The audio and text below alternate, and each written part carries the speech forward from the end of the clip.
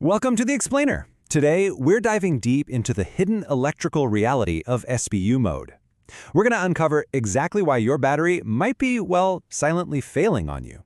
You know, when a hybrid solar system is humming along, most of us just assume that the switch from battery power back over to the grid is totally instantaneous. But, electrically speaking, there's always a delay window. And it's in that exact little window where the really dangerous condition of battery over-discharge actually happens. So let's kick things off with a crucial question, one that completely challenges what most of those generic manuals and online tutorials claim. If you look at the standard kind of surface-level explanations of SBU mode, they usually just show this super basic switching logic, right? Your battery drains and then poof, magically, the grid comes on. They treat the switchover like it's a perfectly instantaneous event. But we really need to ask ourselves, is it actually instant? Now, for a quick refresher, SBU mode stands for solar, then battery, then utility. It's basically an inverter operational hierarchy that prioritizes your solar power first, then your battery, and it only taps into the utility grid as a total last resort fallback. And hey, that hierarchy sounds incredibly stable on paper, doesn't it? But out there in the real world, in actual physical electrical systems, that switchover is absolutely not a single magical event that happens at the snap of your fingers. The hard truth is, switchover is not instant. It is a very real, measurable electrical delay. The kind of dangerous reality here is that the so-called seamless switching you always read about in the marketing brochures, it's actually just a controlled failure buffer. It's completely masking a real electrical latency happening deep inside your inverter. And to really grasp how this momentary delay is secretly damaging your battery, we've got to look at the underlying physics. Which brings us to the electrical foundation: power, voltage, and resistance. Let's look at exactly why this latency becomes so incredibly destructive when your system is under heavy load. To really get this, we need to talk about the concept of voltage drop. The formula here is V drop equals current times internal resistance. And what this proves is a fundamental electrical reality. Heavy loads literally pull the voltage down against the battery's internal resistance.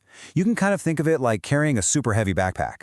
The heavier the load you're carrying, the more it pulls your stamina down, right? It's the exact same concept. When your system is trying to power heavy appliances, the current is high, which means that voltage drop is going to be high too.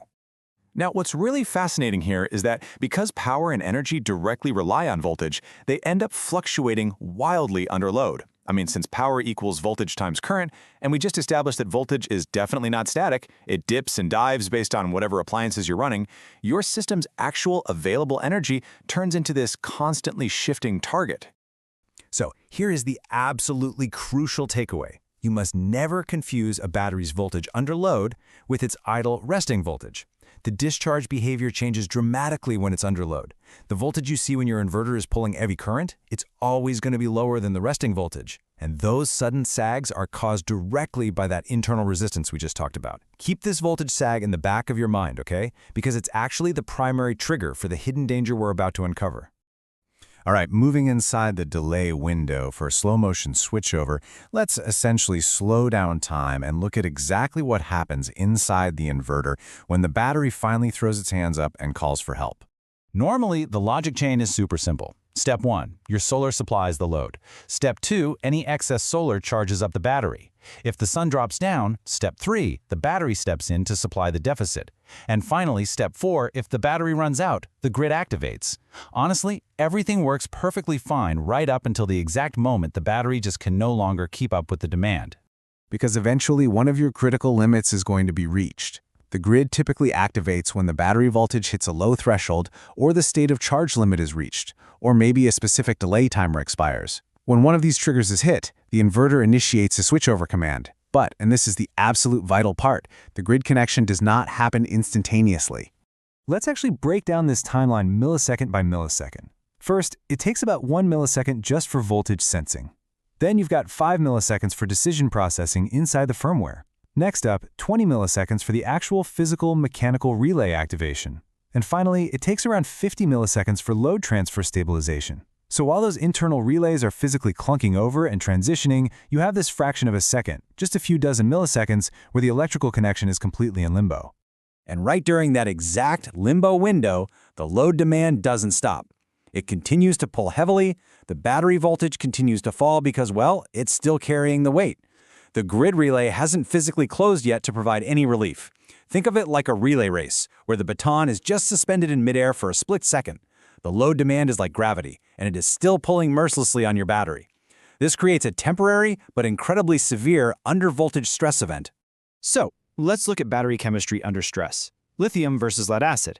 This is super important because not all batteries are going to react to this sudden undervoltage stress in the same way. Under this kind of stress, our two main battery chemistries react completely differently. A lithium battery management system, or BMS, will violently protect its cells by just shutting down instantly. Boom, done.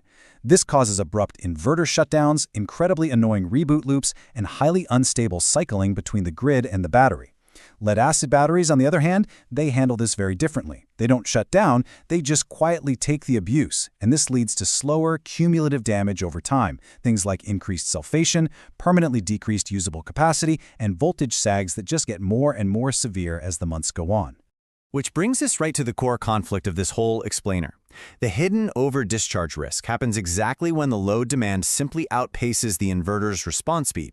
Your battery basically hits its hardware cutoff, the absolute physical limit of its endurance, before the grid even has a chance to stabilize the load. For lithium users out there, this means the inverter is frantically trying to restart the load, but the BMS is actively fighting it to stay disconnected. It creates this massive, frustrating system conflict. Now let's talk about engineering true system safety and protecting your setup. Because if we want to stop this from happening, we absolutely have to look beyond those generic default menu settings that came with your inverter right out of the box. I absolutely love this quote from the source material because it establishes the ultimate electrical truth. The battery does not wait for the inverter to decide. It responds instantly to load. Let me say that again. Physics does not wait for firmware. Period. While your inverter is taking 50 leisurely milliseconds to process some data and flip its mechanical relays, your battery is actively being drained and damaged in real time. Because every single millisecond truly matters here, proper system design must account for the load magnitude right during that transition. It has to account for your specific inverter's response time latency. You've got to know the absolute limits of your battery chemistry, and most importantly, you must set safe cutoff thresholds with a highly conservative, really healthy margin of error. It's best to think of your system protection like the walls of a medieval fortress. You have to engineer your thresholds so that the grid relay, which is your outermost wall, triggers well before the inverter's low voltage cutoff. And your BMS? That is the inner keep. It is the absolute last resort. Your grid relay is your first line of defense, the inverter LVC is the backup, and if your BMS is tripping on a regular basis, well, your system timing is fundamentally misconfigured. To wrap up this explainer, I really want you to go test your own hardware. Have you ever noticed a slight flicker in your lights? Or maybe some totally unexplained system reboots right during your battery-to-grid switchover? Because if so, your batteries might be quietly suffering through this exact delay window we've been talking about.